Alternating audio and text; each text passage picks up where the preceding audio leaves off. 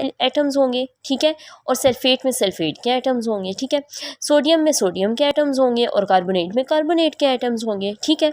यहाँ पे जब हमने इनको कंबाइन किया, इन दोनों को कंबाइन किया, तो हमारे पास क्या बना, एक नया कंपाउंड बना, नॉट एटम, कंपाउंड बना, ठीक है। कंपाउंड क्या बना, कॉपर कार्बोनेट बना और दूसरा कंपाउंड बना सोडियम सल्फेट। मतलब कि कॉपर जो था वो कार्बोनेट के साथ अटैच हो गया और हमारे पास सल्फेट जो था, सोडियम जो था वो सल्फेट के साथ ऐड हो गया, ठीक है। यहाँ पे बात ये आती है कि ये पॉइंट कह रहे हैं nether be created not destroy. क्या मैंने यहाँ पे आपको कहा कि 2 एटम्स बने हैं? नो। क्या मैंने आपको यहाँ पे कहा कि 2 एटम रिलीज़ हुए हैं? नो। या मैंने ये कहा कि 2 एटम्स जो हैं वो डिस्ट्रॉय हुए हैं? नो। बिकॉज क्यों? क्योंकि यहाँ पे जस्ट एटम जो है वो ना तो बनता है ना डिस्ट्रॉय होता है, वो जस्ट अपनी अरेंजमेंट चेंज करते हैं।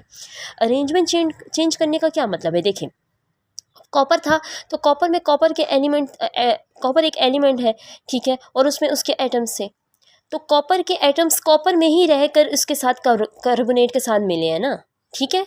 मतलब वो उन्होंने जस्ट अपनी अरेंजमेंट चेंज की है, ठीक है, ना कि बने हैं और ना ही ख़त्म हुए हैं।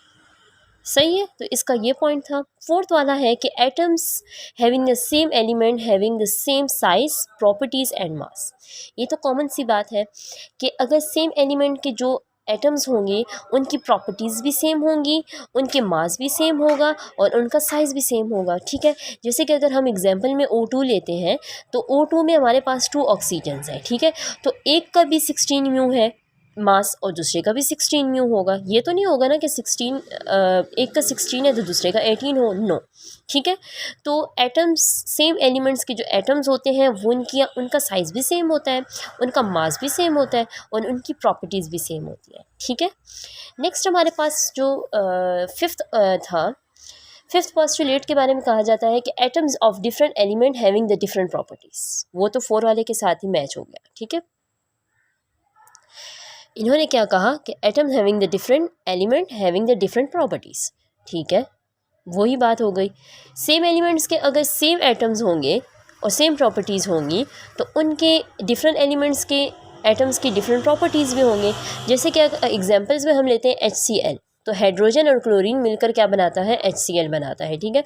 तो हाइड्रोजन जो है वो हमारे पास क्या है, इसका जो साइज़ है वो स्मॉल है एज़ कम्पेयर टू क्लोरीन के, ठीक है। 6 वाले पॉइंट पे आते हैं। 6 पोस्टुलेट था